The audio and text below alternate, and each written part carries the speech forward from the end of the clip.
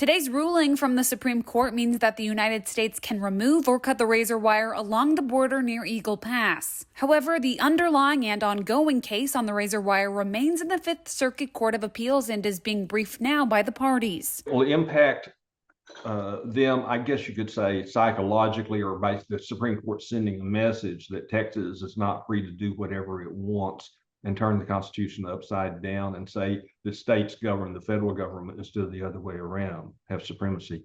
But it won't have any direct legal effect in terms of this is precedent. Justices Alito, Kavanaugh, Thomas, and Gorsuch would have allowed the existing injunction to stay in place, essentially siding with Texas. No explanations from the justices followed. Attorney Renee Hicks discusses that. This is an example of what some have called the shadow docket. This is where cases are rushed like crazy through the appellate system. There's been much criticism of both the Fifth Circuit and of the Supreme Court for acting quickly this way. CBS News reports that the Texas Military Department has taken over Shelby Park right in Eagle Pass and limited access to the federal border agents. Political science professor Cal Jilson says this could change. At the end of the day, they're going to be told to cut it out and let the feds in. Governor Abbott's press secretary gave this statement to CBS Austin, saying he'll continue fighting to defend Texas's property and its constitutional authority to secure the border. Another hearing pertaining to the Texas-Mexico border is also underway over the buoys placed in the Rio Grande.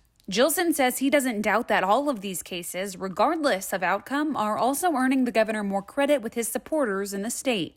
He knows these laws very, very well, but he's contesting them in the hope that he gets the Supreme Court to agree to make some changes adverse to the federal authority and to allow more authority to the states. But he doesn't really think that's going to happen. Thank you for watching. Please hit the subscribe button and get the latest news by downloading the CBS Austin News app.